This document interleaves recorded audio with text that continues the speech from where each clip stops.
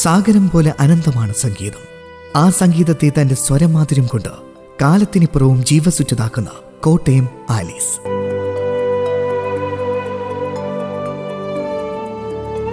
ഒരു കാലത്ത് ഈ ഒരു പേര് മാത്രം മതി ഉത്സവ പറമ്പുകൾ ഇളകുമറിയാൻ. ഈ ശബ്ദ സാന്നിധ്യം മാത്രം മതി താൻ നിൽക്കുന്ന ഇടങ്ങൾ ഉത്സവ പറമ്പുകളാക്കുവാനും.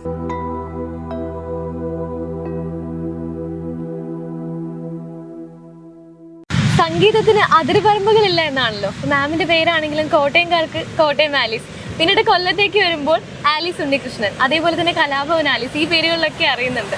സോ ദേശം അല്ലെങ്കിൽ ഭാഷ ഇതൊന്നും സംഗീതത്തിന് ബാധകമല്ല എന്നതിനുള്ള വലിയൊരു തെളിവല്ലേ ഇത്? ഞാൻ കോട്ടയത്താണ് ജനിച്ചത്. അന്നേരം എൻ്റെ പേര് ആലീസ് മാത്യു എന്നായിരുന്നു. പിന്നെ അവിടെ നിന്ന സമയത്ത് കല്യാണം, പിന്നെ അത് കഴിഞ്ഞ് ഞാൻ അക്കാഡമിയിൽ വന്ന് പഠിത്തമെല്ലാം കഴിഞ്ഞിട്ട് പിന്നെ എൻ്റെ കല്യാണം കഴിഞ്ഞു. അപ്പോൾ ആലീസ് ഉണ്ണികൃഷ്ണനായി. ആ സമയത്ത് കലാഭവനിലെ ആർട്ടിസ്റ്റായി മാറി. അപ്പം കലാഭവൻ ആലീസ് എന്ന് പറഞ്ഞാൽ വിദേശത്തൊക്കെ അറിഞ്ഞു തുടങ്ങിയത്. അങ്ങനെ എല്ലാ പേരിലും ഇങ്ങനെ ഞാൻ ഒരാൾ മാത്രം. ഏത് പേരിൽ കേൾക്കാനാണ് ഏറ്റവും ആഗ്രഹം? എനിക്ക് അങ്ങനെയൊന്നും ഇല്ല. എനിക്ക് ചിലരെന്നെ കോട്ടയം ആലീസ് എന്ന് വിളിക്കും. കോട്ടയത്ത് ചെല്ലുമ്പം അവർ പറയും ഞങ്ങളുടെ കോട്ടയത്തിന്റെ ആലീസാണ്, അപ്പൊ കോട്ടയം ആലീസ് എന്ന് വിളിക്കാൻ എനിക്ക് അതൊക്കെ ഇഷ്ടമാണ്. വെളിയിലൊക്കെ ചെല്ലുമ്പോൾ കലാഭവൻ ആലീസ് എന്ന് പറയും. ഞാൻ കലാഭവനോട് കുറേ പ്രോഗ്രാം വെളിയിൽ ചെയ്തിട്ടുണ്ട്. അപ്പൊ അവരൊക്കെ അങ്ങനെ എന്നെ വിളിക്കാറുള്ളത്. അപ്പം എനിക്കതൊരു എല്ലാം ഇഷ്ടമാണ്. ഇഷ്ടത്തോടെ സ്നേഹത്തോടെ വിളിക്കുന്ന എല്ലാ പേരും ഇഷ്ടമാണ്. ഇപ്പൊ ഒരു ഓണം സമയമാണ്. ഇപ്പൊ ഓണം ഗാനമേളകൾ അല്ലെങ്കിൽ ഇതുപോലെ സംഗീത പ്രോഗ്രാംസിന് വളരെ ഇമ്പോർട്ടൻസ് ഉള്ള ഒരു ടൈമാണ്. സോ പഴയ ഗാനമേള ഓർമ്മകൾ അല്ലെങ്കിൽ ഓണ സമയത്തെ പ്രോഗ്രാംസിന്റെ ഓർമ്മകൾ എന്തൊക്കെയാണ്? പഴയ കാലത്ത് ഓണം എന്ന് പറയുന്നത് തന്നെ കലാകാരന്മാർക്ക് ഭയങ്കര ആവേശമുള്ള സമയം. അതായത് സീസണൊക്കെ തീർന്നിട്ട് സീസണിന്റെ ആരംഭ സമയത്തായി ഓണം വരുന്നത്. അപ്പം നമ്മുടെ കേരളത്തിലെ ഉത്സവ സീസൺ എന്ന് പറയുന്നത് ജനുവരി, ഫെബ്രുവരി, മാർച്ച്, ഏപ്രിൽ, മെയ് പകുതിയാകുമ്പോൾ സീസൺ തീരും. പിന്നെ ജൂൺ, ജൂലൈ, ഓഗസ്റ്റ് ഒക്കെ നമ്മൾ വെറുതെ വീട്ടിലിരിക്കുന്ന സമയം. അപ്പോഴൊക്കെയാണ് ഈ ഓണം വരുന്നത്. ഓഗസ്റ്റ് മാസത്തിലൊക്കെ ഓണം വരും. അപ്പം ഓണം വരുമ്പോഴത്തേക്ക് ഭയങ്കര സന്തോഷമാണ് ഓണത്തിന്റെ പ്രോഗ്രാം എന്ന് പറയുന്നത്. പക്ഷേ ഓണത്തിന്റെ എല്ലാ ദിവസങ്ങളിലും ഞാൻ എല്ലാ ഈ ഒരു തിരുവോണത്തിന് മുമ്പേ തുടങ്ങും പ്രോഗ്രാം. തിരുവോണം കഴിഞ്ഞാൽ 28ാം ഓണം വരെയൊക്കെ ഞാൻ പ്രോഗ്രാം ചെയ്തിട്ടുള്ള കാലമുണ്ട്. അപ്പൊ ആ സമയത്തൊക്കെ സത്യം പറഞ്ഞാൽ ഒന്നും കഴിക്കാനൊന്നും പറ്റത്തില്ല. എല്ലാ വീട്ടിലും ഓണമൊക്കെ ആണെങ്കിൽ പോലും ഞങ്ങളൊക്കെ ചെല്ലുന്ന സമയത്ത് ഈ പ്രോഗ്രാം സമയത്തൊക്കെ നല്ല ഫുഡൊന്നും നമുക്ക് ആ കാലത്തൊന്നും കിട്ടാറൊന്നുമില്ല. അപ്പൊ എന്നാലും ഞങ്ങൾക്ക് അതിലൊന്നും ഞങ്ങൾ കൺസേൺഡ് അല്ല. കാരണം എന്താണെന്ന് വെച്ചാൽ ഈ ഓണ സമയത്ത് കിട്ടുന്ന പ്രോഗ്രാം എന്ന് പറഞ്ഞാൽ ഓരോ ക്ലബ്ബുകളുടെയൊക്കെ പ്രോഗ്രാം ആയിരിക്കും. കൊച്ചു പിള്ളേരെ, യങ്സ്റ്റേഴ്സ് ആയിട്ടുള്ള ആളുകളുടെയൊക്കെ ഇടയ്ക്കുള്ള പ്രോഗ്രാമൊക്കെ ഭയങ്കര ആവേശത്തോടെ ചെയ്തിട്ടുള്ള ഈ ഓണാഘോഷവും ഓണ പ്രോഗ്രാമൊക്കെ. പിന്നെ ഞാൻ ഓണത്തിന്റെ പല വർഷങ്ങളിലും ഓണത്തിന്റെ പ്രോഗ്രാം ചെയ്യാൻ വേണ്ടി വെളിയിൽ ഗൾഫ് നാടുകളിലൊക്കെ പോയിട്ടുണ്ട്. ഒക്കെ ഭയങ്കര ഒരു സന്തോഷമാണ്. എനിക്കത് ഓർക്കുമ്പോഴൊക്കെ തന്നെ നല്ല ഭയങ്കര ആവേശം. ഇപ്പോഴുള്ള ഓണ പ്രോഗ്രാംസ് ഒക്കെ എങ്ങനെയാണ്? ഇപ്പം കുറേ വർഷങ്ങളായിട്ട് ഞാൻ ഓണ പ്രോഗ്രാം എന്ന് പറയുന്നത് പല ക്ലബ്ബുകളുടെയും പല ഓഫീസസിൻ്റെയൊക്കെ അവരുടെയൊക്കെ ഓണാഘോഷത്തിൻ്റെ ഒരു പാർട്ടിസിപ്പേഷനായിട്ട് ഞാൻ പോകാറുണ്ട്. കുറേ എൻ്റെതായ കുറേ പാട്ടുകൾ പാടാറുണ്ട്. പിന്നെ എൻ്റെ ചെറിയ ഓർക്കസ്ട്ര എല്ലാം വെച്ചിട്ട് അങ്ങനെ ചെറിയ പ്രോഗ്രാമൊക്കെ ചെയ്യാറുണ്ട്. എല്ലാ വർഷവും ഓണം ഭയങ്കര ഒരു ആവേശകരമായ ഒരു ഇത് തന്നെയാണ്. പക്ഷേ ഈ വർഷം ഇപ്പോൾ ഓണത്തിൻ്റെ പ്രോഗ്രാംസ് ഒക്കെ വന്നതൊക്കെ 1-2 ക്യാൻസലായി. ഇപ്പം നമ്മുടെ ഈ വയനാടിൻ്റെ പ്രശ്നം വന്നപ്പോഴത്തേക്കും നമ്മുടെ പ്രോഗ്രാംസ് 1-2 ഒക്കെ ക്യാൻസലായി. എന്നാലും എനിക്ക് കുറച്ച് ഓണാഘോഷ പ്രോഗ്രാമുകളുണ്ട്. ഞാൻ ഗസ്റ്റായിട്ടൊക്കെ ചെല്ലുന്ന ഓരോ ഓണാഘോഷത്തിന്റെ പ്രോഗ്രാമുകളൊക്കെ ഇനിയിപ്പോൾ ഈ അടുത്ത ആഴ്ചയിലൊക്കെ വരുന്നുണ്ട്. ഓണം പ്രോഗ്രാംസിന് കൂടുതലായി പാടാറുള്ള പാട്ടുകൾ ഏതൊക്കെയായിരിക്കും? ഓണ പ്രോഗ്രാമിന് പ്രത്യേകിച്ചും നമ്മൾ ഓണത്തെക്കുറിച്ചുള്ള പാട്ട് ശരിക്കും പറഞ്ഞാൽ ആദ്യത്തെ ഇൻട്രൊഡക്ഷനിൽ ഒരു പാട്ടെങ്ങാനും പാടും. അതേ ഉള്ളൂ. ബാക്കിയൊക്കെ പിന്നെ നമ്മൾ മറ്റുള്ള പാട്ടുകളൊക്കെ തന്നെയാണ് കൂടുതലും പാടാറുള്ളത്. ഏതെങ്കിലും ഒരു ഓണപ്പാട്ട് പാടാം? ഓണപ്പാട്ട് എന്ന് പറഞ്ഞാല് ഉത്രാടപ്പൂ നിലാവേവാ മുറ്റത്തെ പൂക്കളത്തിൽ പാടിയ പൂവനിയിൽ ഇത്തിരി പാൽ ചുരത്താൻ ഉത്രാടപ്പൂ നിലാവേവാ. അത് പാടും. എന്നാന്നറിയോ, അതിനകത്തുള്ള ഇടയ്ക്കുള്ള ഹമ്മിങ് ഉണ്ട്.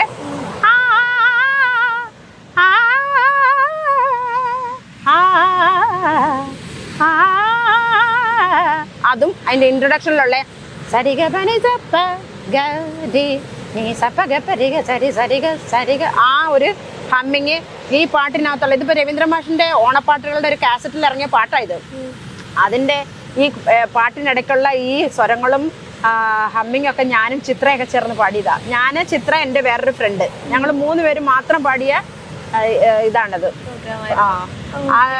തരങ്കണി സ്റ്റുഡിയോയിൽ രവീന്ദ്ര മാഷിന്റെ റെക്കോർഡിങ്ങിന് ഞാനും ചിത്രയും എൻ്റെ കൂടെ പഠിച്ച ഒരു കുട്ടി, അതിൻ്റെ പേര് ഞാൻ മറന്നുപോയി. ഞങ്ങൾ 3 പേരോടെ അതിൻ്റെ കോറസൊക്കെ പാടിയിട്ടുള്ളത്. സോ ഇനി 80s അല്ലെങ്കിൽ 90s കാലഘട്ടത്തിൽ വളരെ ഫേമസ് ആയിട്ടുള്ള ഒരു പേരായിരുന്നു കോട്ടയം ആലീസ്, അതേപോലെ തന്നെ പന്തളം ബാലൻ സാർ എന്നൊക്കെ. സോ ആ കാലഘട്ടത്തിലെ ഗാനമേളകളുടെ എന്തൊക്കെയാണ് ഓർമ്മകൾ?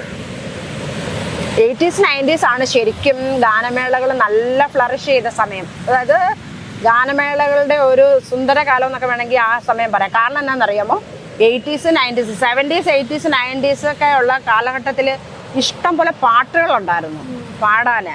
നമുക്ക് ഗാനമേളയ്ക്ക് ചെന്നാൽ മലയാളം ആണെങ്കിലും ഹിന്ദി ആണെങ്കിലും തമിഴാണെങ്കിലും ഒക്കെ നല്ല പാട്ടുകൾ, ആ പാട്ടുകളൊക്കെ അന്ന് ഇറങ്ങുന്ന സമയത്ത് ഭയങ്കര ആവേശത്തോടു കൂടി ആ പുതിയ പാട്ടുകളൊക്കെ പഠിച്ച് പാടാനൊരു ഭയങ്കര ആവേശം ഉണ്ടായിരുന്നു. ഇപ്പോഴത്തെ പ്രോഗ്രാമിന് ആ പഴയ പാട്ടുകളോട് ആളുകൾക്ക് വലിയ താല്പര്യമില്ല. ഇപ്പം ഇറങ്ങുന്ന പാട്ടുകൾ ഒരു ദിവസം ഒരു പ്രോഗ്രാം പാടിക്കഴിഞ്ഞാൽ ആ പാട്ടിൻ്റെ ഇത് പോയി. അടുത്ത വർഷം അടുത്ത പടം ഇറങ്ങി അതിൻ്റെ ഒരു പാട്ട് വന്നെങ്കിൽ മാത്രമേ ഇനി ആളുകൾക്ക് ആ പാട്ട് അത് ഇപ്പൊ ഈ പ്രോഗ്രാം ചെയ്യാനായിട്ട് നമ്മളൊരു പ്രോഗ്രാം ബുക്ക് ചെയ്താൽ തന്നെ നമുക്കൊരു ടെൻഷനാ, എന്താ പാടേണ്ടത്. ഈ ന്യൂ ജനറേഷൻ പിള്ളേരെ സൂചിപ്പിക്കാൻ വേണ്ടി നമ്മൾ 1-2 പാട്ട് പാടണം. 1-2 അല്ല, ആകെ മലയാളത്തിലെ 1-2 പാട്ട് അല്ലെങ്കിൽ 2-3 മെലഡിയൊക്കെ പാടിക്കഴിഞ്ഞാൽ ഉടനെ പിന്നെ ഈ തുള്ളൽ തുടങ്ങും ഗ്രൗണ്ടിൽ. ഇപ്പം അവർക്ക് ഇഷ്ടമുള്ള പാട്ടുകൾ പാടി കഴിയുമ്പോഴത്തേക്ക് ഗാനമേള തീരും. അവർ 2-3 പാട്ടിന് തുള്ളിച്ച് അവരവരുടെ പാട്ടിന് പോകും. നമുക്കാണ് ആ പ്രോഗ്രാം ചെയ്തു എന്നുള്ളൊരു സാറ്റിസ്ഫാക്ഷനും ഇല്ല, നമുക്കൊരു സന്തോഷവും ഇല്ല. പിന്നെ പൈസ കിട്ടും എന്നുള്ളതുകൊണ്ട് നമ്മുടെ തൊഴിലായതുകൊണ്ട് നമ്മളിങ്ങനെ ചെയ്യുന്നു എന്നുള്ളതേ ഉള്ളൂ. ഇപ്പം പ്രോഗ്രാം ചെയ്യാൻ ഭയങ്കര ടെൻഷനാണ്. എന്ന് വെച്ചാൽ നമുക്ക് ഒരു താല്പര്യമില്ലായ്മയാണ് ഇപ്പം പ്രോഗ്രാം ചെയ്യാനായിട്ട്. എന്താ പാടണ്ടേന്നൊരു പാടാൻ പാട്ടില്ലഞ്ഞിട്ടില്ല, പക്ഷെ അത് കേൾക്കാൻ ആളില്ല.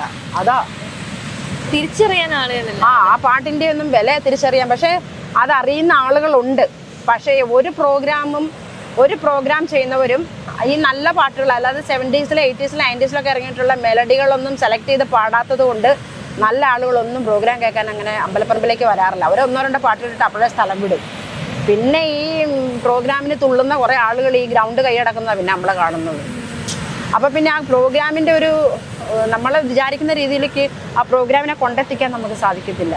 പക്ഷെ ഞാൻ ചെയ്യുന്ന പ്രോഗ്രാം ഞാൻ കൂടുതലും മെലഡിക്ക് പ്രാധാന്യം കൊടുത്തിട്ട്, പണ്ട് ഉള്ള തമിഴാണെങ്കിലും ഇപ്പം നമ്മുടെ ഇളയരാജ സാറ് ചെയ്തിട്ടുള്ള പാട്ടുകൾ, SPB, സുശീലാമ്മ, ജാനകിയമ്മയൊക്കെ പാടിയിട്ടുള്ള മെലഡീസൊക്കെ എടുത്തിട്ടാണ് ഞാൻ പ്രോഗ്രാം ചെയ്യാറുള്ളത്.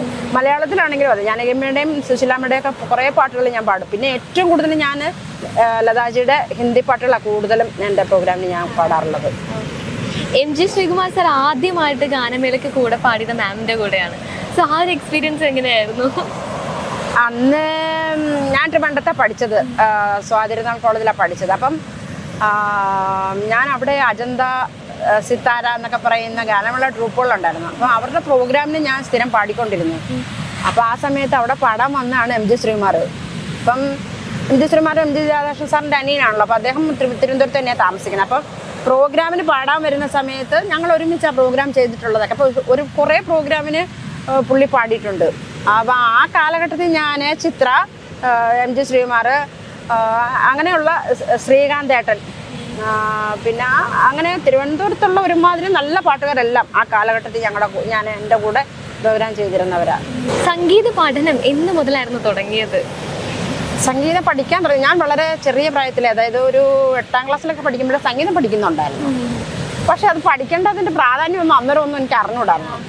അത് കഴിഞ്ഞ് 10th കഴിഞ്ഞപ്പം +1ഉം +2ഉം കഴിഞ്ഞിട്ട്, അതായത് അന്ന് പ്രീ ഡിഗ്രി ആണല്ലോ. അപ്പം അത് കഴിഞ്ഞ സമയത്ത് എനിക്ക് അക്കാഡമിയിൽ വന്ന് പഠിക്കണമെന്നുള്ളൊരു ഭയങ്കര ആഗ്രഹമായിരുന്നു. പക്ഷേ എനിക്ക് ആദ്യം ഞാനിത് പഠിക്കാനായിട്ടുള്ളൊരു ആഗ്രഹം വെച്ചിരിക്കുമ്പോഴത്തേക്കാണ് തരങ്കണീശ്വരി സ്കൂളിൽ നിന്ന് ആപ്ലിക്കേഷൻ വന്നു. പേപ്പറിൽ പരസ്യം വന്നു, അവിടെ ഇങ്ങനെ സ്കൂൾ ദാസേട്ടൻ സ്കൂൾ ആരംഭിക്കുന്നു എന്ന് പറഞ്ഞിട്ട് വന്ന സമയത്ത് ഞാൻ പിന്നെ ഒരു ആപ്ലിക്കേഷൻ അയച്ചു. ഞാൻ അങ്ങനെ തരങ്കണീശ്വരി സ്കൂളിലാണ് ആദ്യം ഞാൻ ക്ലാസിക്കൽ പഠിക്കാൻ വേണ്ടി ചേർന്നത്. പക്ഷെ അവിടെ അന്ന് ആ സമയത്ത് ക്ലാസ് 4 മണിക്കായിരുന്നു, 4 തൊട്ട് 6 വരെയുള്ള ക്ലാസ്സാണ്. അപ്പോൾ തിരുവനന്തപുരത്ത് നിന്ന് ഞാൻ കോട്ടയത്ത് നിന്ന് ഞാൻ തിരുവനന്തപുരത്ത് വന്ന് താമസിച്ചിട്ട് ഈ 2 മണിക്കൂർ നേരത്തേക്ക് എൻ്റെ സമയം സ്പെൻഡ് ചെയ്യണമല്ലോ എന്ന് ആലോചിച്ചപ്പോൾ എനിക്ക് ഭയങ്കര ഒരു വിഷമമായിരുന്നു. പിന്നെ ഞാൻ സ്വാതിരുന്നാൾ അക്കാഡമിയിലേക്ക് ആപ്ലിക്കേഷൻ കൊടുത്തു. ഞാൻ അടുത്ത വർഷം തന്നെ അങ്ങോട്ട് മാറി, ഇവിടുത്തെ ക്ലാസ് മതിയാക്കി. അവിടെയാണ് പിന്നെ ഞാൻ ഗാനഭൂഷണം പാസ്സായി. ഗാനപ്രവീണ 2 വർഷം പഠിച്ചു, എക്സാം അറ്റൻഡ് ചെയ്തില്ല. അപ്പോൾ അപ്പോഴത്തേക്ക് കല്യാണമൊക്കെ ആയപ്പോഴത്തേക്കും ഞാൻ പിന്നെ അത് നിർത്തി.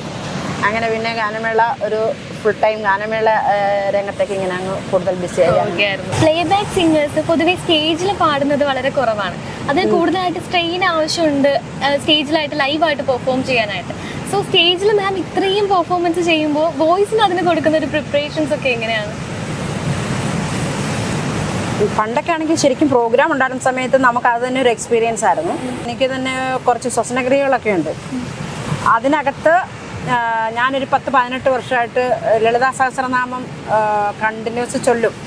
രാവിലെ ചൊല്ലും, പിന്നെ വൈകിട്ട് വേറെ ഏതെങ്കിലും ദേവി മഹാത്മ്യമോ അല്ലെങ്കിൽ സൗന്ദര്യ ലഹരിയോ അങ്ങനെ എന്തെങ്കിലും വൈകിട്ടും ചൊല്ലും. സമയം കിട്ടുന്ന ദിവസങ്ങളിലൊക്കെ. സമയം കിട്ടാത്ത സമയത്ത് ചിലപ്പം അങ്ങനെ ചിലപ്പം ചൊല്ലാൻ പറ്റില്ലാതെ വരും. പക്ഷേ ഒരു 18 വർഷമായിട്ട് കണ്ടിന്യൂസ്ലി ഞാനിത് ചെയ്യുന്നത് കൊണ്ട് അതൊരു ശ്വസനക്രിയ പോലെ തന്നെയാണ് നമുക്ക്.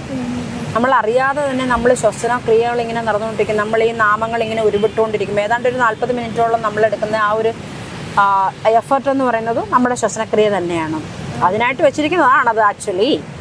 അപ്പം അത് ചെയ്യുന്നത് കൊണ്ടാണ് നമ്മുടെ ഇൻറ്റേർണലായിട്ടുള്ള ഓർഗൻസിനൊക്കെ നല്ല ഹെൽത്ത് ഉണ്ടാവാനും നമ്മൾക്ക് ശ്വസനം കറക്റ്റ് ആയില്ല. അപ്പം നമ്മൾ ജനിക്കുമ്പോൾ മുതൽ മരിക്കുന്നവരെയും നമ്മുടെ ഉള്ളിലുള്ള ഓർഗൻസ് എല്ലാം ഇടിച്ചുകൊണ്ടായിരിക്കുന്നത് അല്ലേ, മരിക്കുമ്പോഴേ അത് നിൽക്കുന്നുള്ളൂ. അപ്പോൾ അതിനെ സ്ട്രെങ്തൻ ചെയ്യേണ്ടത് നമ്മുടെ അത്യാവശ്യമാണ്. പാട്ടുകാരെ സംബന്ധിച്ചിടത്തോളം പ്രത്യേകിച്ചും നമുക്ക് ശ്വസനക്രിയ മസ്റ്റാണ്. അപ്പം ഞാൻ അത് ചെയ്യുന്നുണ്ട്. അപ്പോൾ അതുകൊണ്ട് എനിക്ക് ഇന്ന് വരെയും എനിക്ക് പാടാനുള്ളൊരു ബ്രീത്തിങ് പ്രോബ്ലം ഒന്നും എനിക്കിതുവരെ വന്നിട്ടില്ല. ഞാനതെൻ്റെ പല ഇൻ്റർവ്യൂവിലും ഞാൻ പറഞ്ഞിട്ടുണ്ട്. പല കുട്ടികളോടും ഞാൻ പറഞ്ഞിട്ടുണ്ട്, നിങ്ങളിത് പ്രാക്ടീസ് ചെയ്യണം, നല്ലതാണ് നമ്മുടെ ശ്വസനക്രിയ കറക്റ്റ് ചെയ്യാനായിട്ട്. അല്ലെങ്കിൽ നമുക്ക് ലങ്സിൻ്റെ കപ്പാസിറ്റി കൂട്ടാൻ വേണ്ടി ഇത് നല്ലതാണെന്ന് ഞാൻ പലരോടും പറയാറുണ്ട്. അതെ അതെ, മാം ഒരു സ്റ്റേജിൽ ഇത്തരത്തിൽ ലളിതാ സഹസ്രനാമത്തിൻ്റെ ഇമ്പോർട്ടൻസിനെ കുറിച്ച് പറയുന്നത് കേട്ടു. ഞാൻ അതിനെക്കുറിച്ച് പ്രഭാഷണം ചെയ്യുന്നുണ്ട്. ഇപ്പം ഞാൻ ഒരുപാട് ക്ഷേത്രങ്ങളിൽ ഇപ്പം പ്രഭാഷണം ചെയ്ത് കഴിഞ്ഞു ലളിതാ സഹസ്രനാമത്തെക്കുറിച്ച്. അതിൻ്റെ ഇമ്പോർട്ടൻസ് ഞാൻ വിചാരിക്കുന്നു, ഞാൻ കുറച്ച് ആളുകളും കൂടി ഇത് മനസ്സിലാക്കണം, ഇതിൻ്റെ ഇമ്പോർട്ടൻസ് എന്താണെന്നും. നമ്മുടെ 6 ചക്രങ്ങളിലുള്ള ആ 6 ചക്രങ്ങളിലൂടെ നമ്മൾ ഈ ചൊല്ലുന്ന മന്ത്രങ്ങളെല്ലാം, നമ്മൾ ഈ മന്ത്രം ചൊല്ലുന്ന ബീജാക്ഷരങ്ങളൊക്കെ നമ്മൾ ഈ ചക്രങ്ങളിൽ, അത് ചക്രം ചലിക്കുമ്പം അതിൽ നിന്ന് പുറപ്പെടുന്നതാണ് ഈ അക്ഷരങ്ങളൊക്കെ.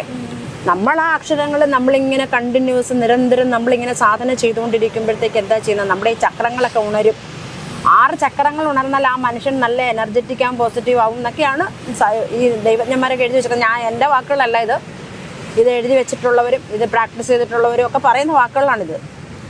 അപ്പം അതുകൊണ്ട് നമുക്കെപ്പോഴും ആ ഒരു സാധനം ഏറ്റവും നല്ലതാണ്. പഠിക്കുന്ന കുട്ടികളൊക്കെ ഇത് ചെയ്യണമെന്നൊക്കെ എനിക്ക് ഭയങ്കര ആഗ്രഹമുണ്ട്. അതിന് നല്ലൊരു മെസ്സേജ് അതിൽ നിന്ന് കൊടുക്കാൻ പറ്റും നമുക്ക് കുട്ടികൾക്കൊക്കെ. എല്ലാവർക്കും നല്ലതാണ് ഇത്. ലളിതാ സഹസ്രനാമത്തിൽ ഏതെങ്കിലും കുറച്ച്, ആ സഹസ്രനാമങ്ങളിൽ കുറച്ച് എന്തെങ്കിലും ഒന്ന് പറയാൻ പറ്റും? ഞാൻ ഇതുവരെയും എല്ലാ സ്ഥലത്തും ഇതിൻ്റെ ധ്യാന ശ്ലോകമാണ് ചൊല്ലിയിട്ടുള്ളത്. അപ്പം നമുക്ക് ധ്യാന ശ്ലോകം ചൊല്ലാതെ ഞാൻ ലളിതാ സഹസ്രനാമം ചൊല്ലാം. അപ്പോൾ അത് കുറച്ച് ഒരു 10, 24, 25 ശ്ലോകം ചൊല്ലിയാലേ അത് നിർത്താൻ പറ്റത്തുള്ളൂ. ഓം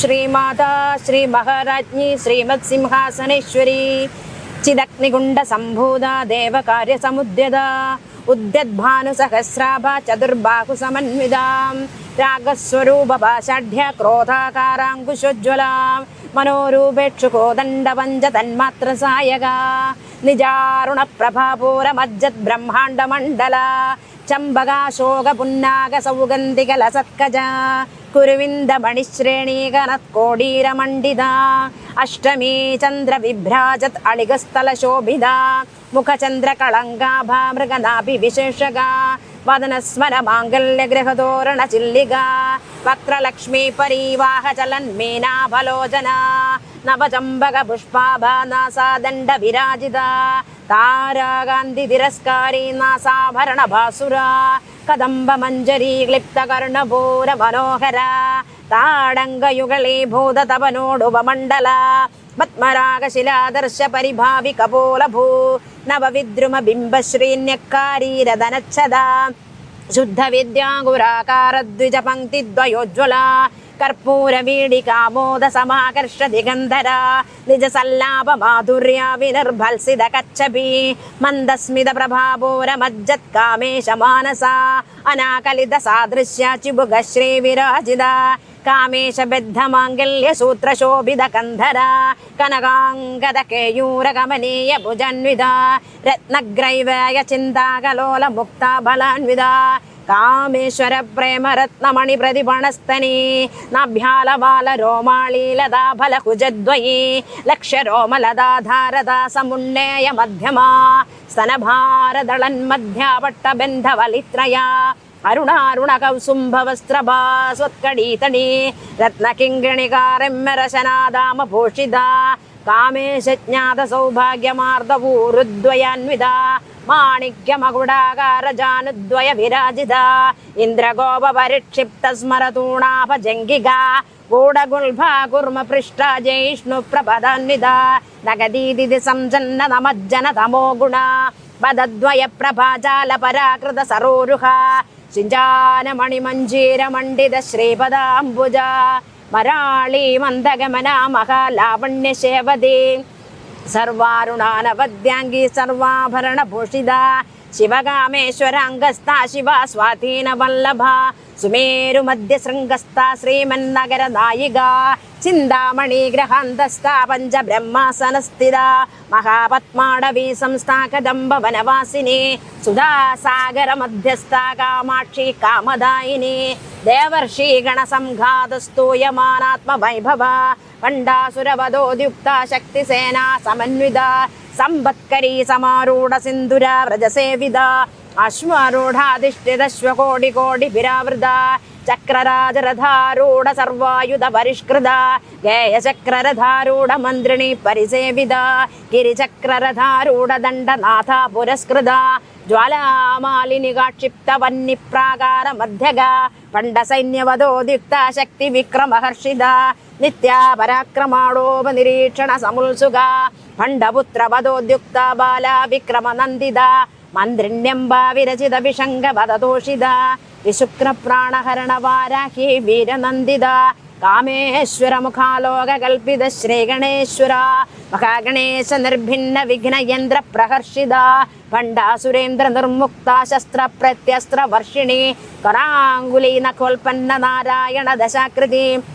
മഹാപാശുപദസ്ത്രാഗ്നി നിർദഗ്ധ സുരസൈനിക കാമേശ്വരാസ്ത്ര നിർദഗ്ധ ജബണ്ഡാസുരശൂന്യക ബ്രഹ്മോപേന്ദ്ര മഹേന്ദ്രാദിദേവ സംസ്തുത വൈഭവ അരനേത്രാഗ്നി സംദഗ്ധ കാമ സഞ്ജീവനൌഷധി ശ്രീമദ്മഗ്ഭവകൂടൈക സ്വരൂപ മുഖപങ്കജ കണ്ഠാതകടിപര്യന്ത മധ്യകൂട സ്വരൂപിണി ശക്തികൂടൈകഥാപന്ന കഡ്യതോഭാഗധാരിണി മൂലമന്ത്രാത്മിക മൂലകൂടത്രയ കളേബര കുളാമൃതൈകരസിക കുളസങ്കേത പാലിനി കുളാംഗന കുലാന്തസ്ഥ കൗളിനി കുളയോഗിനി അകുല സമയാന്തസ്ഥ സമയാചാര തൽപര മൂലാധാരൈക നിലയ ബ്രഹ്മഗ്രന്ഥി വിഭേദിനി മണിപൂരാന്തരുദിത വിഷ്ണുഗ്രന്ഥി വിഭേദിനി ആജ്ഞാചക്രാന്തരാളസ്ഥ രുദ്രഗ്രന്ഥി വിഭേദിനി സഹസ്രാരാംബുജാരൂഢ സുധാ സാരാഭിവർഷിണി തടില്ലത സമരുചി ഷട്ചക്രോപരി സംസ്ഥിത മഹാശക്തി കുണ്ഡലിനി വിസതന്തു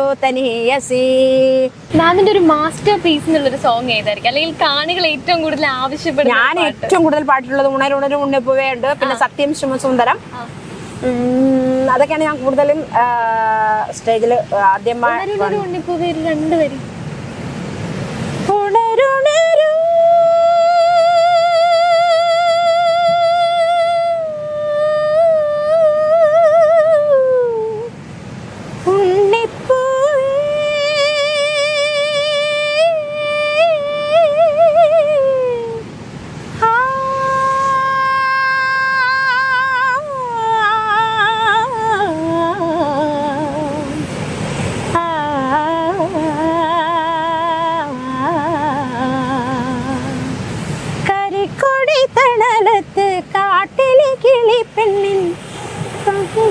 കവിത കേട്ടുറങ്ങുന്ന പൂവേ, കവിത കേട്ടുറങ്ങുന്ന പൂവേ.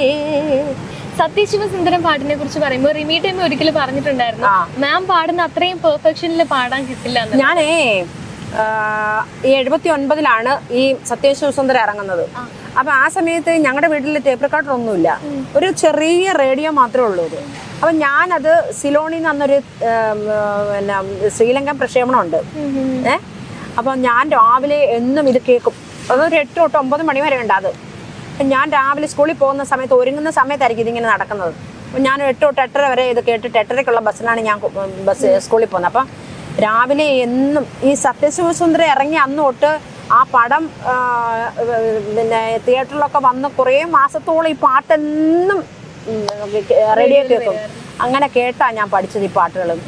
ആ കേട്ട് പഠിച്ച ആ പാട്ടാണ് ഇപ്പോഴും എൻ്റെ ഈ ബ്രെയിനിൽ നിൽക്കുന്നത്. അത് അന്ന് തൊട്ട് ഇന്ന് വരെയും പ്രോഗ്രാം ഞാൻ പാടിക്കൊണ്ടിരിക്കുന്നത്. എത്രയോ വർഷങ്ങളായി. ലതാജി മരിച്ചിട്ടും അത് അവരുടെ പാട്ടിലൂടെ, അമ്മ പാടിത്തന്ന പാട്ടിലൂടെ ഞാനിപ്പോഴും എൻ്റെ പ്രോഗ്രാമിന് ഞാൻ തുടക്കം കുറിക്കുന്നത്. അങ്ങനെ എല്ലാ പ്രോഗ്രാമിനും ഞാൻ ആദ്യം അതാ പാടുന്നത്. അങ്ങനെ പഠിച്ചത് ആ പാട്ട്. ഞാനത് സ്റ്റേജിൽ എടുത്ത് പാടിയതിന് ശേഷമാണ് പല പാട്ടുകാരും അത് പിന്നീട് പാടാൻ തുടങ്ങിയത്. അതങ്ങനെ പെട്ടെന്ന് പാടാൻ പറ്റുന്നൊരു പാട്ടല്ല. ലൈവായിട്ട് പാടാൻ ഇത്തിരി പാടാണ്. കാരണം ഒരുപാട് പാട്ടിനകത്ത് കുറേ അധികം കാര്യങ്ങൾ ലതാജി പാടുവെച്ചിട്ടുണ്ട്. അത് അതേമാതിരി പാടിയെങ്കിൽ മാത്രമേ ആ പാട്ട് നന്നായിട്ട് എല്ലാവർക്കും ഇഷ്ടമാവും. അതൊരു 2 വരി പാടിപ്പിച്ചില്ലെങ്കിൽ എനിക്ക് പിന്നീട് സത്യ സത്യ शिव है शिव है सुंदर है जागो उठकर देखो जीवन ज्योत जागर है सत्यम शिवम सुंदरम सत्यम शिवम सुंदरम सत्यम शिवम सुंदरम सुंदरम आ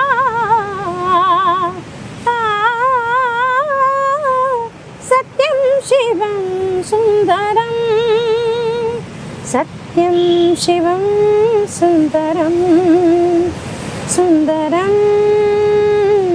सुंदरम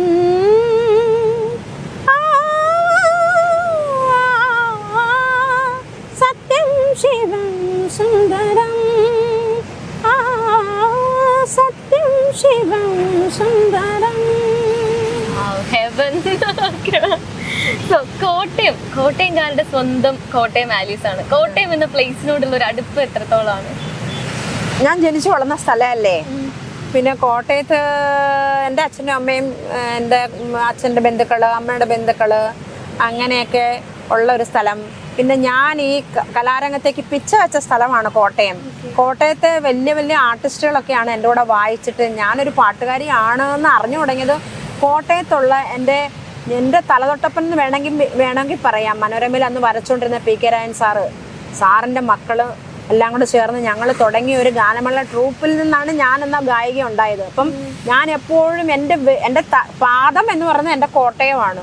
എനിക്കത് ഒരിക്കലും എൻ്റെ ജീവിതത്തിൽ മറക്കാക്കത്തില്ല. കാരണം ഇന്നിപ്പം വലിയ വലിയ ആർട്ടിസ്റ്റുകൾ, ഇൻസ്ട്രുമെന്റൽ ആർട്ടിസ്റ്റുകളൊക്കെ അന്ന് ഞങ്ങളുടെ കൂടെ കൊച്ചു കുട്ടികളായിട്ട്, ഞാനും ഒക്കെ കൊച്ചായിരുന്ന സമയത്ത് വായിച്ചിട്ടുള്ളവരാണ്. അപ്പം അവരൊക്കെയാണ് എൻ്റെ പിന്നിൽ, എൻ്റെ ബാക്ക് ബോൺ. ഞാനിങ്ങനെ ഒരു കലാകാരി ആയതിന് അവരൊക്കെ എന്നോട് സഹായിച്ചിട്ടുണ്ട്. എൻ്റെ പ്രോഗ്രാമൊക്കെ വായിച്ചിട്ടുള്ള ഞാൻ എൻ്റെ വളർച്ചയിൽ എനിക്ക് കടപ്പാട് അവരോടൊക്കെ, ആർട്ടിസ്റ്റുകളോട്, പ്രോഗ്രാം തന്ന ആളുകളോട്, എനിക്ക് ആ പ്രോഗ്രാമിൽ നിന്ന് പൈസ തന്ന എൻ്റെ എന്താ പറയുക അമ്പലപ്പറമ്പിലെ കമ്മിറ്റിക്കാരോട്, നാട്ടുകാരോട്, എൻ്റെ ജീവിതം അവർക്ക് എനിക്കത് അവരല്ലാതെ എന്നിൽ ഒന്നുമില്ല സത്യം പറഞ്ഞാൽ. അതുകൊണ്ട് കോട്ടയം എനിക്ക് ഒരിക്കലും മറക്കാൻ പറ്റാത്ത എൻ്റെ സ്ഥലമാണ് കോട്ടയം. കോട്ടയത്ത് എത്ര നാളായിരുന്നു കോട്ടയത്ത് നിന്ന് മാറി? ഞാൻ 10ാം ക്ലാസ് കഴിഞ്ഞപ്പോഴത്തേക്ക് പിന്നെ ഞാൻ കോട്ടയത്ത് നിന്ന് പോന്നു. അല്ല, പ്രീ ഡിഗ്രി കഴിഞ്ഞപ്പോൾ ഞാൻ കോട്ടയത്ത് നിന്ന് പോന്നു. ട്രിവാൻഡ്രത്ത് പഠിച്ച് പിന്നെ കൊല്ലത്ത് താമസമായി. ഇപ്പം പിന്നെ കൊല്ലത്ത് തന്നെയാണല്ലോ. ഞാൻ പിന്നെ ഇടയ്ക്കിടയ്ക്ക് എന്തായാലും കോട്ടയത്ത് വരാറുണ്ട്. ഞാൻ കഴിയുന്നതും കോട്ടയത്തുള്ള ആർട്ടിസ്റ്റുകളുമായിട്ടൊക്കെ ഇപ്പോഴും നല്ല സൗഹൃദം, പിന്നെ സ്നേഹബന്ധമൊക്കെ ഞാൻ ഇപ്പോഴും സൂക്ഷിക്കുന്നുണ്ട്. എനിക്ക് അവിടെ ഒരാളെ പോലും എനിക്ക് മറക്കാൻ പറ്റത്തില്ല. കോട്ടയം ആലീസ് എന്നുള്ള പേര് ആദ്യം വിളിച്ചത് ആരായിരിക്കും, അല്ലെങ്കിൽ ആരെങ്ങനെ ഒരു പേര് ഇട്ടത്? അത് ഞാൻ കോട്ടയത്തുള്ള ഒരാളായതുകൊണ്ടായിരിക്കും ആളുകൾ അയ്യോ കോട്ടയത്തുള്ള ആലീസാണോ, അപ്പം കോട്ടയം ആലീസ് അങ്ങനെ അത് അതൊരു അങ്ങനെ ഒരു വാമൊഴിയായിട്ട് വന്നു കിട്ടിയതായിരിക്കാം. കലാഭവൻ എത്രത്തോളം ഇൻഫ്ലുവൻസ് ചെയ്തിട്ടുണ്ട് മാമിന്റെ കരിയറിനെ?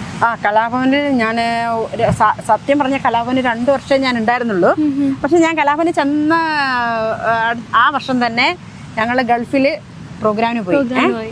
അപ്പം ഗൾഫില് ഗാനമേളകൾ അങ്ങനെ വളരെ ഒന്നും ഇല്ലാതിരുന്ന സമയത്താണ് ഞങ്ങൾ ഗൾഫിൽ പോകുന്നത്. ഞങ്ങളൊരു 3 പ്രോഗ്രാമുമായിട്ട് അവിടെ പോയത്. പക്ഷേ അവിടുത്തെ ഒരു ഗുണം എന്താണെന്ന് വെച്ചാൽ, ഇപ്പോൾ ദുബായിലൊരു പ്രോഗ്രാം ചെയ്താൽ കേരളത്തിലുള്ള അങ്ങോളം ഇങ്ങോളം എല്ലാ ജനങ്ങളും അവിടെ കാണുമല്ലോ, എല്ലാ ഡിസ്ട്രിക്റ്റിലുള്ള ആളുകളും ഉണ്ടാവുമല്ലോ. അപ്പം ഞങ്ങളുടെ പ്രോഗ്രാം ഭയങ്കര നല്ലതായിരുന്നുകൊണ്ട് പിന്നെ അവർ എല്ലാ സ്ഥലത്തോട്ടും വിളിച്ചു പറഞ്ഞിട്ട് ഞങ്ങൾ പിന്നെ 10-18 പ്രോഗ്രാം കഴിഞ്ഞിട്ടാണ് ഞങ്ങൾ തിരിച്ചു വന്നത്. അത് നല്ല ഇതായിരുന്നു. ഗാനമേള ഉണ്ടായിരുന്നു. ജയറാമ, സൈനുദ്ദീന്, നാരായണൻകുട്ടി ചേട്ടാ, ഞങ്ങളെ ആ ടീമെല്ലാം കൂടെ മിമിക്രിയും ഞാനും കലാഭവൻ സാബും പാടാൻ അങ്ങനെയായിരുന്നു ആ പ്രോഗ്രാം. അങ്ങനെയായിരുന്നു. ഇപ്പോൾ ആളുകൾ കേൾക്കുന്ന മ്യൂസിക്കിൽ തന്നെ വളരെ വലിയ മാറ്റമുണ്ട്. അതായത് പാശ്ചാത്യ സംഗീതത്തിന്റെ ഒരു കടന്നുകയറ്റം വന്നത്. സോ അതിനോട് എങ്ങനെയാണ് പ്രതികരിക്കുന്നത്? ആളുകളുടെ സംഗീതം കേൾക്കുന്ന ഒരു രീതി തന്നെ മാറിയതായിട്ട് തോന്നുന്നുണ്ടോ? അതിന് രണ്ട് വശം വേണമെങ്കിൽ നമുക്ക് പറയാം. ഇപ്പോഴത്തെ ജനറേഷൻ ഒരിക്കലും നമ്മുടെ പഴയ കാലത്തുള്ള പാട്ടുകളൊന്നും കേൾക്കാതെ വളർന്നു വരുന്നവരല്ലേ. അവരവരുടെ കയ്യിലെടുക്കുന്ന മൊബൈലിൽ കേൾക്കുന്ന പാട്ടുകളൊക്കെ ഇമാതിരി ടൈപ്പ് പാട്ടുകളാണ്. അപ്പം ചിലപ്പോൾ ഇപ്പോഴത്തെ ജനറേഷൻ ആ പാട്ടാണ് ഇഷ്ടപ്പെടുന്നത്. നമ്മൾ പണ്ടത്തതും കേട്ട് ഇപ്പോഴത്തതും കേൾക്കുന്നതുകൊണ്ട് നമ്മൾ ഇതിനകത്ത് തമ്മിലൊരു കമ്പാരിസൺ വെക്കും. അപ്പം നമുക്ക് ഇപ്പോൾ കേൾക്കുന്ന പാട്ടുകൾ, ഇപ്പോഴത്തെ പാട്ടൊക്കെ ഇപ്പോഴത്തെ സിനിമയ്ക്ക് ആപ്റ്റായിട്ടുള്ളതാണ്. പണ്ടൊക്കെ ഉള്ള സിനിമയ്ക്കുള്ള പാട്ടായിരുന്നു നമ്മൾ പണ്ട് കേട്ടുകൊണ്ടിരുന്നത്. ഇപ്പം എപ്പോഴും എന്നെ പോലെയൊക്കെ ഉള്ള ഒരാളിനെ സംബന്ധിച്ചിടത്തോളം ഈ പഴമ ഇഷ്ടപ്പെടുന്ന ആളായതുകൊണ്ട് എനിക്കൊക്കെ പഴയ പാട്ടുകളാണ് ഭയങ്കര ഇഷ്ടപ്പെട്ടത്. പക്ഷെ പുതിയത് കൊള്ളത്തില്ല എന്ന് നമുക്ക് അങ്ങനെ ഒരു മുഴുവനായിട്ട് തള്ളിക്കളയാനും പറ്റത്തില്ല. എന്തുകൊണ്ടാണ് മാം പ്ലേ ബാക്ക് സിംഗിങ് ആ ഒരു ഫീൽഡിലേക്ക് പോകാതിരുന്നത്? അതായത് മദ്രാസിൽ നിൽക്കാനായിട്ട് മാമിന് ഒരു ഓപ്ഷൻ വരികയും അത് സെലക്ട് ചെയ്യാതിരിക്കുകയും ചെയ്തു. ഒന്നാമത്തെ കാര്യം, ഞാനൊക്കെ ജീവിത സാഹചര്യം വളരെ പുവറായിട്ടുള്ള ഒരു സാഹചര്യത്തിൽ നിന്ന് വന്ന ഒരാളാണ്. അപ്പോൾ ചെന്നൈയിലൊക്കെ പോയി, അന്ന് മദ്രാസാണ്, അവിടെയൊക്കെ പോയി നിന്ന് സിനിമയിൽ പാടാനും വേണ്ടുന്ന ഇതായിട്ടുള്ള സാഹചര്യം എൻ്റെ വീട്ടിലില്ല. അതൊന്ന്. പിന്നെ സിനിമാ ലോകം എന്ന് പറയുന്നത് അന്നും ഇന്നും ചില ആളുകളുടെ കൈപ്പിടിയിൽ ഒതുങ്ങുന്നൊരു കാര്യങ്ങൾ മാത്രം. അത് എല്ലാവർക്കും ഒന്നും കിട്ടുന്നൊരു കാര്യമല്ല. അപ്പം ഇതിൻ്റെ കള്ളത്തരങ്ങളും ഒക്കെ എന്നെ മനസ്സിലാക്കിയത് കൊണ്ട് ഞാൻ പൊതുവെ ആ ഫീൽഡിൽ നിന്ന് ഞാനങ്ങോട്ട് ചെന്നാലൊന്നും എന്നെ ആരും എടുക്കാനൊന്നും പോകുന്നില്ല. എങ്കിലും എനിക്ക് ഗാനമേള കൊണ്ട് ഞാൻ കംഫർട്ട് ആയിരുന്നു. അതുകൊണ്ട് ഞാൻ അത് തിരഞ്ഞെടുത്തത് മാത്രമേ ഉള്ളൂ. സിനിമാ ലോകത്തിനോട് എനിക്ക് അത്ര, നമ്മളെ ഒന്നും ആരും വിളിക്കാത്തത് കൊണ്ടാവാം, ഞാൻ അതിനോട് വലിയ ഒരു കമ്പം കാണിച്ചിട്ടില്ല. അന്നുമില്ല, ഇന്നുമില്ല. പിന്നെ ഇപ്പം ആരെങ്കിലും വിളിച്ച് പാടിച്ചാൽ നമ്മൾ വേണ്ടെന്നൊന്നും പറയില്ല. പക്ഷേ എന്നെപ്പോലെയൊക്കെ ഉള്ള ഒരാളിനെ സംബന്ധിച്ചിടത്തോളം ആ ഫീൽഡൊക്കെ ഒരു അപ്രാപ്യമായിട്ടുള്ളൊരു ഇതാണെന്നാണ്, മേഖലയായിട്ടാണ് എനിക്കിപ്പോഴും തോന്നിയിട്ടുള്ളത്. ഞാൻ അതിനകത്തൊന്നും ബോധേടുമല്ല. ഞാൻ എൻ്റെ ഈ ഒരു ലോകമായിട്ട് ഞാൻ വളരെ സാറ്റിസ്ഫൈഡ് ആണ്, സന്തോഷമാണ്. ഇപ്പോൾ സംഗീതത്തെ എങ്ങനെയാണ് കൂടെ കൊണ്ടുപോകുന്നത്? അതായത് സ്വന്തമായിട്ട് ട്രൂപ്പ് ഉണ്ട്, അധ്യാപകയാണ്. ഞാൻ കുറച്ച് കുട്ടികളെ പഠിപ്പിക്കുന്നുണ്ട്, സംഗീതം പഠിപ്പിക്കുന്നുണ്ട്. പിന്നെ ഇടയ്ക്കിടയ്ക്ക് പ്രോഗ്രാം ചെയ്യുന്നുണ്ട്. പിന്നെ ഞാൻ ഇടയ്ക്ക് എൻ്റെ ആത്മീയ കാര്യങ്ങളിൽ കുറച്ച് കൂടുതൽ ഞാൻ കുറേ കാര്യങ്ങൾ ചെയ്യുന്നുണ്ട്. ഞാനിപ്പോൾ ആത്മീയമായിട്ട് കുറച്ച് കാര്യങ്ങൾ, എനിക്കൊരു 10-25 സ്റ്റുഡൻസ് ഉണ്ട്. സ്റ്റുഡൻസ് അല്ല, എൻ്റെ പ്രായത്തിലുള്ള കുറേ വീട്ടമ്മമാർ, എംപ്ലോയീസ്, അവരെ ഞാൻ നാരായണീയം, സൗന്ദര്യലഹരി, ശിവാനന്ദ ലഹരി, ദേവി മഹാത്മ്യം ഒക്കെ പഠിപ്പിച്ചിട്ട് ഇപ്പം ഞാൻ ഇനി രുദ്രം പഠിപ്പിക്കാൻ പോകുന്നവരെ. അത് രുദ്രമൊക്കെ ശുക്ല യജുർവേദത്തിൻ്റെ ബീജമന്ത്രങ്ങളാണ്. അപ്പോൾ അതൊക്കെ ഞാൻ പഠിപ്പിക്കാനായിട്ട് ഇങ്ങനെ തുടങ്ങുന്നു ക്ലാസ്. എൻ്റെ ക്ലാസ് ഇങ്ങനെ അനുസരിച്ചും തുറന്നുകൊണ്ടിരിക്കുന്നു. പിന്നെ ഞാൻ ഇടയ്ക്കിടയ്ക്ക് പ്രഭാഷണങ്ങൾ ചെയ്യുന്നുണ്ട് ഈ കാര്യങ്ങളെക്കുറിച്ചൊക്കെ. അപ്പോൾ അതൊക്കെ ആയിട്ട് എനിക്ക് ഭയങ്കര സന്തോഷമായിട്ട് ഞാൻ പോകുന്നു. ട്രൂപ്പിൻ്റെ പേരെങ്ങനെയാണ്? ട്രൂപ്പ് ഞാനിപ്പോൾ ഗാനമേള ട്രൂപ്പ് സ്റ്റാർട്ട് ചെയ്തിട്ടുണ്ട്. ഞാനിപ്പോൾ കഴിഞ്ഞ സീസണിൽ കുറേ പ്രോഗ്രാം ചെയ്തു. അടുത്ത സീസണിൽ കുറേ പ്രോഗ്രാം എല്ലാം റെഡി ആയിട്ടുണ്ട് സീസൺ സമയത്തിന്. എൻ്റെ ട്രൂപ്പിൻ്റെ പേര് ഗോൾഡൻ മെലഡീസ്. ആലിസ് ഉണ്ണികൃഷ്ണൻ നയിക്കുന്ന എന്നൊക്കെ വെച്ചിട്ടാണ് പ്രോഗ്രാം പിടിക്കുന്നത്. പിന്നെ ജാനകി അമ്മ, അതേപോലെ തന്നെ പി സുശീലാമ്മയുടെ പാട്ടുകളൊക്കെ അവരുടെ ശബ്ദത്തിലായിട്ട് മാം പാടുന്നത് കേട്ടു. ഗാനമേളയ്ക്ക് നമ്മൾ അങ്ങനെ തന്നെ പാടണം. അതൊരു മിമിക്രിയാണ് ശരിക്കും പറഞ്ഞാൽ ഗാനമേള എന്ന് പറയുന്നത്. ഇപ്പം ഉഷാവുദ്ദീപിന്റെ പാട്ട് പാടണമെങ്കിൽ ഉഷാജിയുടെ അതേ വോയിസിൽ തന്നെ പാടിയല്ലേ ആ പാട്ട് ആളുകൾ ഇഷ്ടപ്പെടുവൂ. ദാസേട്ടന്റെ പാട്ട് ദാസേട്ടനെ പോലെ ഒരാൾ പാടുമ്പോഴാണ് ആളുകൾക്ക് ഇഷ്ടം. അല്ലെ കമുകറ പുരുഷോത്തമൻ ചേട്ടന്റെ വോയിസ് പോലെ ദാസേട്ടന്റെ പാട്ട് പാടിയാൽ അത് ഇഷ്ടമാവുമോ? ആർക്കും ഇഷ്ടമല്ല. ഞാൻ രണ്ടു പേർക്കും 2 ഐഡന്റിറ്റിയാണ്. അപ്പൊ അതേ ഐഡന്റിറ്റിയിൽ തന്നെ ആ പാട്ട് കേൾക്കാനാണ് എല്ലാവർക്കും ഇഷ്ടം. അപ്പോൾ അതുകൊണ്ട് ഞാൻ ജനകിയമ്മയുടെ പാട്ട് അതേപോലെയും, സുശീലാമ്മയുടെ പാട്ട് അതുപോലെയും, ജാനമ്മയുടെ പാട്ട് അതുപോലെയും, ലതാജിയുടെ പാട്ട് അങ്ങനെ ഒക്കെ പാടാൻ ശ്രമിച്ചിട്ടുള്ള ഒരാളാണ്. ജാനകിയമ്മയുടെ ഒരു പാട്ടൊന്ന് 2 വരി. ജാനകിയമ്മയുടെ പാട്ട്. സ്വർണ്ണമുകിലേ സ്വർണ്ണമുകിലേ സ്വപ്നം കാണാറുണ്ടോ നീയും സ്വപ്നം കാണാറുണ്ടോ സ്വർണ്ണ നീർക്കുടം തലയിലേന്തി വിണ്ണിൻ വേദിയിൽ നടക്കുമ്പോൾ ചുരുക്കിയൊതുക്കി വസന്തരാത്രി മയങ്ങുമ്പോൾ സ്വർണ്ണമുകിലേ സ്വർണ്ണമുകിലേ സ്വപ്നം കാണാറുണ്ടോ. Okay, that's nice, so sweet ma'am. വരികൾ ഇടയ്ക്ക് മറന്നു. ഇപ്പോഴുള്ള ഗായകർക്ക് ഗായകരോട് മാമിന് കൊടുക്കാനുള്ള ഒരു സന്ദേശം അല്ലെങ്കിൽ സജഷൻ എന്തായിരിക്കും? ഇപ്പോഴുള്ള പാട്ടുകാരോട് പറയാനുണ്ടെന്ന് വെച്ചാൽ നമ്മൾ ഒരുപാട് പാട്ട് കേൾക്കണം. പലരുടെയും പാട്ട് കേട്ട് പലരുടെയും പാട്ടുകൾ പഠിക്കാനൊരു മനസ്സുണ്ടാവണം. ഒരു ദിവസം ഒരു പാട്ടെങ്കിലും നമ്മൾ പഠിക്കുമെന്നൊരു നല്ലൊരു ചിട്ടയായ ഒരു ഇതുണ്ടാവണം നമുക്ക്. എന്ന് വെച്ചാൽ പലരുടെയും പാട്ടുകൾ പഠിക്കുമ്പോഴാണ് നമുക്ക് നമ്മുടേതായ കഴിവുകൾ കുറച്ചും കൂടി വിപുലീകരിക്കാൻ പറ്റും. സംഗീതം പഠിക്കുന്നതോടൊപ്പം പാട്ടുകൾ പാടാൻ വേണ്ടിയുള്ള കഴിവ് ആർജിക്കുക. ഒരു ബുക്ക് നിറച്ചും പാട്ടുകൾ അങ്ങ് പഠിച്ചു വെക്കുക. 1-2 പാട്ട് പഠിച്ചിട്ട് നമുക്കൊന്നും ചെയ്യാനില്ല, അത് മാത്രമേ പാടാൻ പറ്റുള്ളൂ. അതേസമയം നമ്മൾ ഒരു 10-100 പാട്ടുകളോളം പഠിച്ചു വെക്കാമെങ്കിൽ നമുക്ക് തന്നെ ഒരു അസറ്റ് ആവും അത്. അപ്പോൾ അതുകൊണ്ട് ഇഷ്ടംപോലെ നല്ലോണം പഠിക്കുക, നല്ല പാട്ട് കേൾക്കുക, അതൊക്കെയാണ് എനിക്ക് പറയാനുള്ളത്. പിന്നെ നമ്മുടെ ശ്വസനക്രിയകളൊക്കെ കാര്യമായിട്ട് ചെയ്യാൻ പറ്റുമെങ്കിൽ ചെയ്യുക. ഇനി ഈ ഒരു ഓണത്തിന് എന്തൊക്കെയാണ് ഓണ പ്രോഗ്രാംസ്? ഓണ പ്രോഗ്രാം ഞാൻ മുമ്പേ പറഞ്ഞല്ലോ, എനിക്ക് കുറേ ക്ലബ്ബുകളുടെയൊക്കെ ഗസ്റ്റായിട്ട് ഞാൻ പോകുന്നുണ്ട്. പ്രോഗ്രാം ചെറിയ ചെറിയ programmes.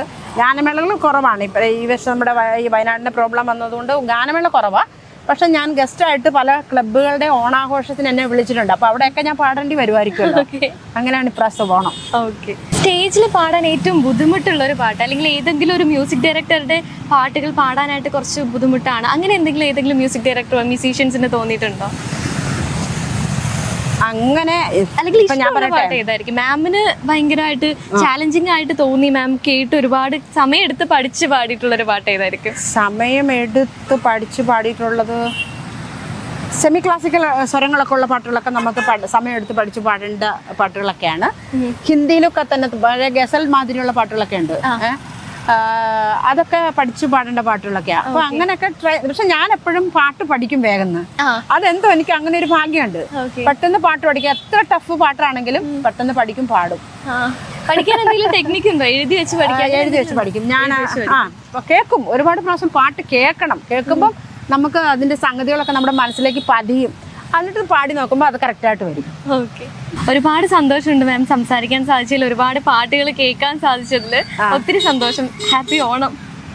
Same to you. Radio മംഗളത്തിന്റെ എല്ലാ ശ്രോതാക്കൾക്കും എൻ്റെ ഒരു നല്ല ഓണം ആശംസിക്കുന്നതോടൊപ്പം ഇങ്ങനെ ഒരു ഇന്റർവ്യൂവിൽ നിങ്ങളെയൊക്കെ കാണാനും പരിചയപ്പെടാൻ സാധിച്ചതിൽ വളരെയധികം സന്തോഷം.